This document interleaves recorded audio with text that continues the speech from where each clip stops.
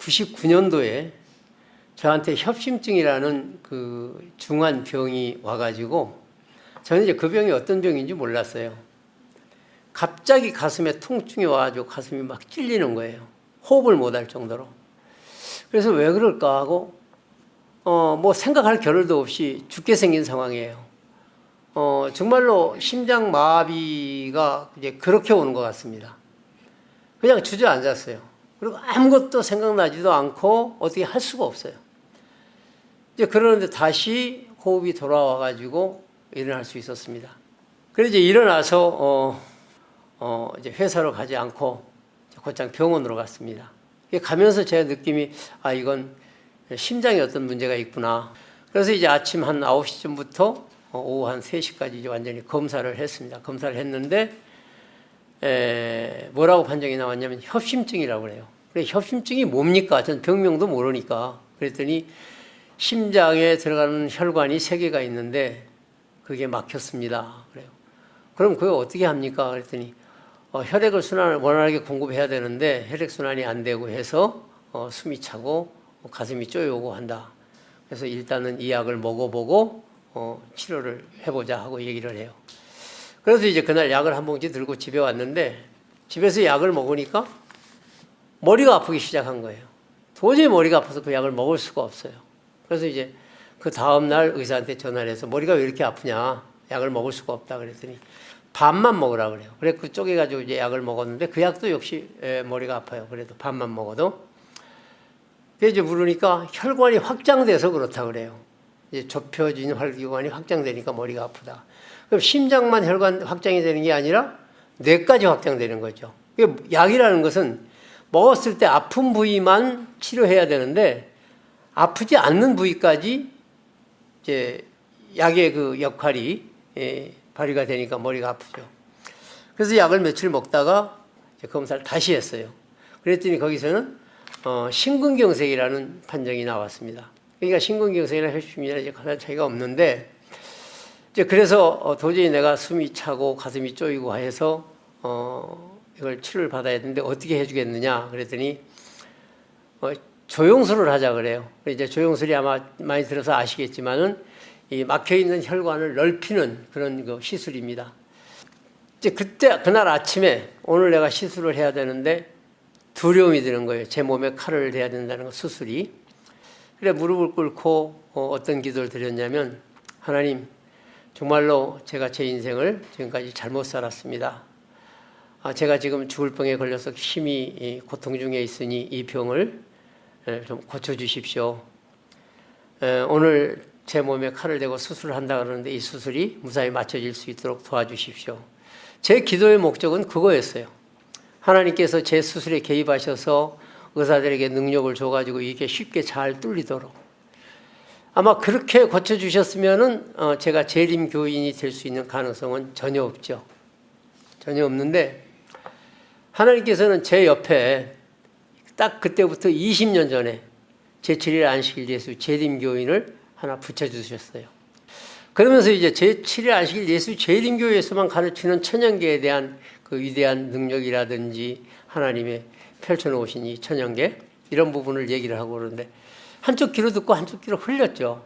그리고 이제 제가 할 수 있는 얘기는 일요일교회 신학대학이 얼마나 많고 목사님들이 얼마나 많으냐, 교수들도 많고 그분들이 성경을 몰라서 토요일날 예배를 안 드리고 일요일날 예배를 드리겠느냐. 그리고 하나님께서 주신 모든 음식 먹으라고 주신 거 아니냐. 이제 그렇게 제가 변명을 하고 지내왔습니다. 지내왔는데 2월 11일 날 시술을 한다고 해서 이제 의사들이 한 서너 명이 와가지고 저를 이제 마취를 시켜가지고 전 눕혀놓고 모니터만 보고 있는데 이제 이 동맥을 끊어가지고 허벅지 사사구니 쪽에 동맥을 끊어가지고 뭐가 올라가는 거예요. 이제 화면으로 보니까 화살표 같이 생겼는데 착착 치고 올라가요. 파란 게 이제 모니터로 보니까. 근데 여기까지 올라왔는데 탁 치더니 따끔하면서 못 나가고 따끔하더니 못 나가고 못 나가는 거예요. 아마 한 20분이나 30분 가까이 됐는데 이제 의사들이 하는 얘기가 안 되겠다 그래요. 근데 저는 이제 정신이 점점 몽롱해지고 그래서 이제 무슨 얘기를 하느냐면 혈압이 너무 많이 떨어진다 그래요. 아마 50, 40까지 이렇게 떨어진다 그래요. 그래가지고 결국은 그 시술을 하다가 중단을 하고 이제 빼버렸습니다. 퇴원하라 그러는 거예요. 그래서 아니 고쳐지지 않았는데 퇴원하라 그러면 어떻게 하느냐 그랬더니 선생님이 지금 하실 수 있는 방법은 우리가 이걸 뚫기 위해서 노력했는데 그게 안 되고 만약에 최선의 방법이라 그러면 가슴을 열어서 막혀있는 혈관을 폐쇄시키고 다른 데서 혈관을 잘라다가 이걸 연결시키는 방법밖에 없다. 근데 제가 그 수술을 다른 분이 하고 나서 그분이 한 2년 살다가 돌아가신 걸 봤어요. 폐에 물이 찼다 그래. 폐부종이라 그러던가 그래가지고 그분이 돌아가신 걸 봤는데 그러면서 그렇게라도 해야 되지 않느냐 그랬더니 선생님은 아직 그 수술하기에는 젊다 그래요. 쉬운 일이었으니까. 근데 밤에 12시, 1시 잠이 들었다가 한숨 자고 나서 가슴이 쪼여서 깨고 나면 집사람이 없어요. 나 혼자 있는 거예요.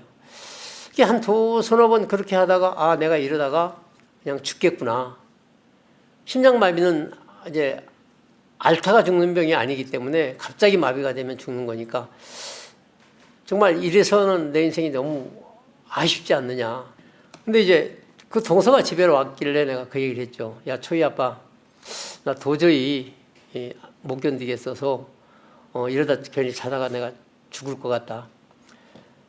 질병원에 내가 예약을 해놨는데 가서 이거 다시 한번 시술해보고 안 되면 수술해야 되겠다 그랬더니 그래, 형님 수술은 맨 마지막에 하고 내가 한번 권하는 데 가보시겠어요? 그 얘기를 하더라고요. 지금까지는 내가 다른 소리를 듣고 무시했는데 그날은 나에게 뭔가 하나의 그 희망이 되겠다는 그런 느낌이 들었어요. 그래서 거기가 어딘데 그랬더니 하동이라 그래요. 거기 가서 뭐 하는 곳이야? 그랬더니 가보시면 압니다 그러더라고. 그래서 그래? 그럼 한번 가보지.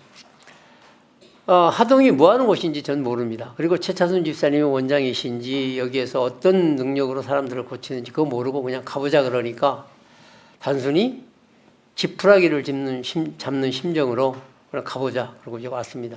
원장님이 저하고 이제 면담을 하는데 왜 오셨냐 그래요 선생님. 그래서 제가 참 죽을 병에 걸려서 호흡을 못하고 가슴이 너무 쪼이고 해서 왔습니다. 그랬더니 뭐라고 말씀하시면 선생님 병도 아닙니다 그래요. 저는 죽을 병에 왔는데 원장님이 말씀하신 건 병도 아닙니다. 그렇게 하고 나서 저녁에 아마 어떤 과일을 주셨든지 제가 기억이 안 납니다. 바나나를 주셨는지 토마토를 주셨는지 그 다음날 아침에 일어나니까 또 역시 과일이에요. 그리고 이제 나흘 동안을 이제 과일 금식을 했습니다. 그러시면서 이제 강의를 이제 여기 그때도 여기가 교회였습니다. 이제 말씀을 듣는데 뭐라고 말씀하시냐면 예수님을 만나면 사십니다고 말씀하시는 거예요. 예수님을. 제가 말씀을 공부한 것도 아니고 교회 다녀봐야 가방만 성경만 들고 왔다 갔다 했지 전혀 예수님하고는 관계없는 삶을 살았는데 예수님을 만나야 산다 그래요. 그래 한 2, 3일 그 말씀을 듣다가 제가 이제 궁금해요. 어떻게 예수님을 만날 것인가. 제가 이제 그때 가장 먼저 생각났던 말씀이 요한복음 14장 6절에 내가 곧 길이요 진리요 생명이니 나로 말미암지 않고는 아버지께로 올 자가 없느니라. 내가 예수님께서 길이라 그러고 진리라 그러고 생명이라 그러셨는데 내가 인생의 길을 모르고 살았구나. 그러니까 헛것을 위해서 사는 거예요. 먹는 것도 그렇고 하는 것도 그렇고 삶의 의미가 전혀 예수님하고는 관계없는 삶을 살고 있던 거예요. 예수님께서 가르쳐 주신 성경에 기록된 말씀들이 참이로구나. 생명이로구나. 생명이라는 건 살아라 하는 명령이잖아요. 사는 거예요. 그 말씀에서 내가 이제 예수님한테 모든 길이 있었고 사는 길이 있었구나. 이제 그 생각을 하고 이제 완전히 내가 깨닫는 건 아니죠. 그 말씀의 깊이를 이제 좀 생각을 해봤는데 그러고 나서 한 열흘 있다가 아침에 세수를 하고 수건으로 얼굴을 닦으면서 거울을 딱 보니까 얼굴이 한 서너 살 먹은 아기처럼 홍조를 띠는 게 굉장히 피부가 맑아요. 그래서 내 느낌이 내 피가 맑아지고 있네. 내 피가 여기서 먹는 걸로 인해서 맑은 걸로 만들어졌을 때 흐르면 언젠간 내 혈관 속에 끼어있던 노폐물이 깎여 나가고 결국 그게 혈관을 뚫어주겠구나. 그래서 이제 저는 여기서 한 달 생활을 하다가 이제 올라가서 그러고서 한 6개월 동안을 이제 계양산 다니면서 운동을 하고 이제 교회 생활을 하는데 어느 날인가 내가 환자였는가를 잊어버리고 사는 거예요. 통증을 모르고 살았습니다. 그렇게 해서 이제 몇 년 신앙생활을 하다 보니까 제가 이제 점점 제7일 안식일 예수 재림교인이 되어가는 것입니다. 많은 사람들이 그 얘기를 해요. 가서 검사 한번 받아봐라. 내 몸에 통증을 안 느끼고 아프지 않으니까 산을 가면 다른 분들하고 같이 이제 산행을 합니다. 그런데 아프지 않으니까 이상이 없는 것이고 검사 안 받아도 분명히 하나님께서 막혔던 혈관을 제가 생각했던 그 추측입니다. 그 혈관을 뚫어주셨든지 아니면 그게 막혔으면 옆에다가 다시 혈관을 만들어서 고속도로를 만들어 주셨을 것이다. 그 단순한 믿음이에요. 미련한 믿음인지도 모르죠. 이제 그 믿음 가지고 살아오면서 이제 많은 사람들에게 만나면 요양원 가라. 그 다음에 식생활 개설해라. 이제 그런 얘기를 많이 했습니다. 많이 했는데 의사는 칼을 가지고 수술을 해서 사람을 치료는 하지만 완전히 하나님을 만나게 해서 구원 얻도록 은 못 하시죠. 근데 예수님을 소개해서 그분들이 예수님을 만나면 완전한 전인적인 치유가 되잖아요. 이제 광주 보훈병원에 가가지고 검사를 이제 처음으로 다시 한번 한 거예요. 그랬더니 처음부터 이제 입원시켜놓고서 아마 이틀인가 3일 걸려서 검사를 전체적으로 했는데 사진을 보니까 이제 2개가 막힌 것은 이제 그건 활용이 안 되고 있어요. 폐쇄한 거고 그 옆에다가 다시 만들어가지고 2개가 혈관이 흘러가고 있는 거예요. 그러니까 그 말씀은 제가 지금까지 재림교회에 와가지고 재림교회 성도로서 이제 그 19년이 됐는데 19년 동안 신앙생활을 하면서 다른 분들에게 얘기했던 나 병원 가지 않는 이유가 통증 없으니까 안 가는 것이고 분명히 하나님께서 막힌 곳을 뚫어 놓으셨든지 고쳐주셨든지 아니면 혈관을 새로 만들어서 고속도로를 열어주셨을 것이다. 그러니까 지금도 뛰고 걷고 하는데 전혀 불편을 안 느낀다. 이제 그 얘기가 과학적으로 현실이 된 거예요. 제가 눈으로 확인할 수 있는 그런 기회가 된 것이죠.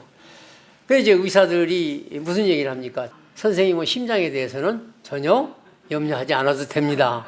하는 그 판정을 받고 이제 집에 와서 지금도 이제 생활을 하고 있습니다만은 이제 시술을 하던 그날 아침에 저는 두려움에 또 이 병을 우리 하나님께서 이제 의사들을 통해서 수술을 통해 가지고 치료를 해 주시길 바라고 그런 기도를 드렸지만 이사야서 55장 8절에 어떤 말씀이 있냐면 내 생각은 너희 생각과 다르고 내 길은 너희 길과 달라서 하늘이 높음 같이 내 계획하고 하나님 계획은 다르더라 말이죠. 그날 실패를 하고 내가 약복지를 들고 집에 갔을 때는 절망이었죠. 그리고 이제 인간적으로 해결할 수 있는 방법이 없었을 때 돈으로 해결하고 사람에게 내 몸을 맡겨서 수술을 하려고 생각했지만 하나님께서는 더 좋은 가장 좋은 안전한 길을 준비해 주셔서 제가 이곳에 와가지고 우리 원장님을 통해서 예수님을 만나고 지금까지 하나님의 능력 안에서 이렇게 이제 병원 안 다니고 건강한 몸으로 여러분들을 뵙게 됐습니다.